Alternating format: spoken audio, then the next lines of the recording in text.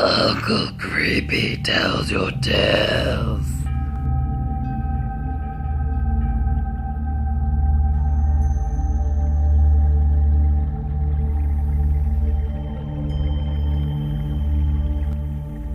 It had been a busy Friday at work. We had been 2 staff down and had not caught a break all day. Eventually, 9 PM arrived and it was time to go home.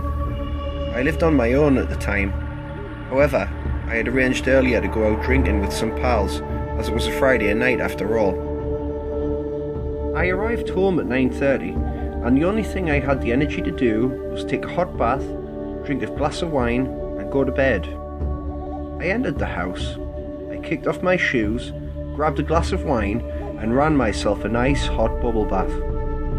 And as I relaxed into the bath, I felt the ache in my feet and my calves melt away. I sipped my wine and I smiled.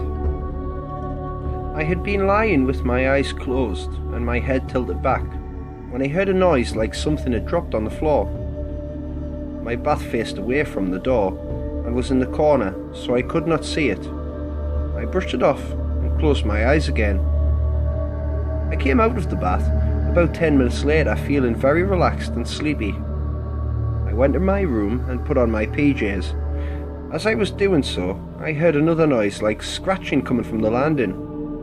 I stuck my head out the door quickly, but did not say anything. I tried to convince myself that this was my neighbours, as I lived in a semi-detached house. I was feeling a little creeped out, so I decided to leave the bathroom light on and my bedroom door open slightly, so I wasn't in complete darkness.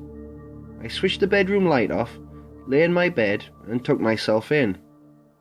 I had been lying for about 5 minutes when again I heard a scratching noise. I stayed in bed and looked at the door, feeling the fear in my stomach. Something was not right here. Again, I tried to ignore my thoughts. I was being paranoid.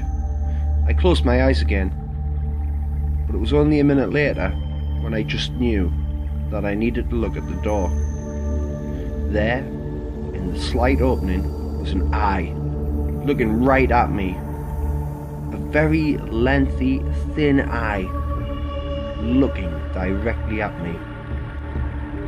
I couldn't see the thing's face, or anything else, or any movement. The thing just stared at me for what seemed like half an hour. I began to sweat. My legs were shaking, and I was crying silently throughout. Suddenly, though, the eye vanished. I shuffled to reach for my bedside phone, not taking my eyes off the door. The second I moved, the eye was right back. I was frozen to the spot, and was so afraid I just wished I could die right here and right now. The thing stared at me again, and this time it seemed like an eternity. Violently shaking, I tried to shuffle to get my phone, but like the last time, it knew, and it began watching again. I was at a standoff with this thing. I couldn't move. I just cried and I cried. It all became too much, so I pulled the quilt back over my head.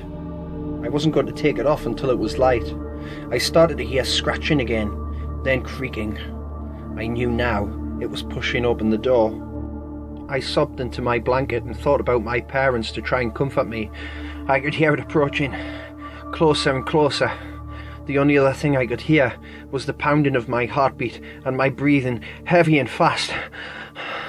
I heard scratching at the quilt, and then...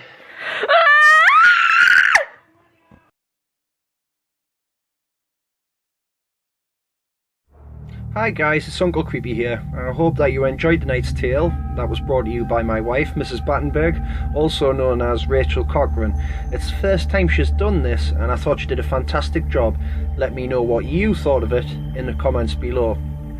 Now I want to do a shout out tonight for a fellow narrator called Belladonna Black. Like me, she's just started out and does both true stories and pastas.